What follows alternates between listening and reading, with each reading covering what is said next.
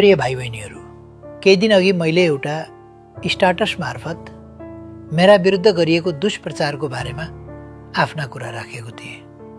धेरै भाइ बहिनीहरूले मलाई मेसेज गरेर यही कुरालाई भिडियो सामग्री बनाउन भन्नुभएको छ। मैले गोली चलाउने आदेश दिएको थिएन भन्ने कुरा किन यति ढिलो बाहिर ल्याउनु भयो भनेर पनि धेरै प्रश्नहरू आएका छन्। म ढुक्क थिएँ। सामाजिक सञ्जालमा म विरुद्ध लगाइएका नियोजित र भ्रामक आरोपहरू सबै छानबिन आयोगको रिपोर्ट सार्वजनिक भएपछि गलत साबित हुनेछ। तर 2 पटक म्याद थप्दा पनि आयोगले काम नसकेको देखेपछि अब म आफैले कुरा राख्नुपर्छ भनेर तपाईहरूमाझ आएको छु। मैले गोली चलाउने कुनै पनि आदेश दिएको छैन। त्यस दिनको दुःखद घटनापछि मैले तत्काल पूर्व न्यायाधीशको नेतृत्वमा छानबिन आयोग बनाएको थिएँ। आफ्नो ज्यान गुमाउन बाध्य भएका 19 जना नानी बाबुहरूप्रति मेरो गहिरो श्रद्धाञ्जली छ।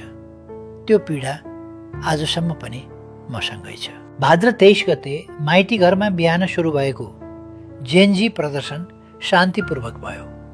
न गोली चल्यो न लाठी प्रहार भयो। तर करिब 12 बजेतिर घुसपैठ गर्ने तत्त्वहरूले युवाहरूलाई घेरेर निषेधित क्षेत्रतर्फ लगिरहेका भिडियो हामी सबैले देखेका छौँ।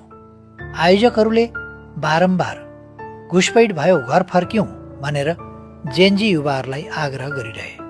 तर योजनाबद्ध रूपमा केही समूहले बालबालिका र स्कुल ड्रेसमा रहेका नानी बाबुलाई अगाडि राखेर संसद भवनसम्म पुर्याउन खोजे, किनकि उनीहरूलाई थाहा थियो संसद भवनमा आक्रमण भयो भने सुरक्षा निकायले कानुन अनुसार बल प्रयोग गर्न बाध्य हुनेछ। संसद भवन अघि आगो लगाउने प्रयास र विस्फोटक वस्तु प्रयोग भएको स्थितिलाई कानुनले आन्दोलन होइन राज्य विरुद्धको आक्रमण मान्छ। यदि त्यस दिन घुसपैठहरूलाई सुरक्षाकर्मीका हतियार खोसिन दिएका भए, यदि संसद भवन 23 गते नै जल्न छोडिदिएको भए के ती घुसपैठहरू त्यतिमै रोकिने थिए? ती समूहहरूको उद्देश्य नै 23 गते अराजकता फैलाएर भाद्र 24 गते देश जलाउनु थियो। मेरो राजीनामा पछि नै सिंहदरबार, राष्ट्रपति भवन, सर्वोच्च अदालत लगायत सबै धरोहरहरू जलाइएको हो।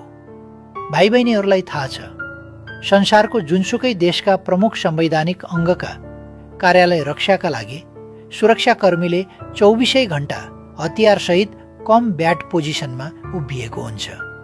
उनीहरूले सरकारको आदेश होइन कानुनको शपथ लिएको हुन्छ। त्यस दिन पनि सरकारको आदेशमा गोली चलेको होइन। माइती घरमा तपाईँहरूको शान्तिपूर्ण प्रदर्शनमा प्रहरीले कुनै बल प्रयोग गरेको थियो? थिएन। भानेश्वरको निषेधित क्षेत्र तोडिँदासम्म कुनै गोली चलेको थियो? थिएन।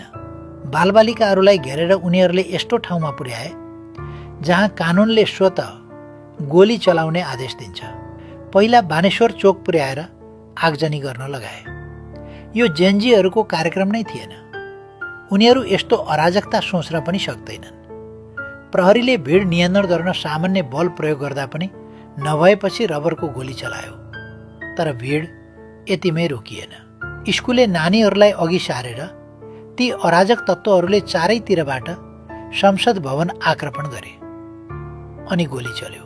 र त्यसपछि 2 घण्टासम्म भएका घटनाले हामी सबैलाई कहिल्यै नमेटिने घाउ दिएको छ। 19 जना नानी बाबुको मृत्युप्रति म अत्यन्त मर्माहत छु। सामाजिक सञ्जालमा गरिएका गलत प्रचारमा नलाग्न तपाईँलाई विनम्र आग्रह गर्छु।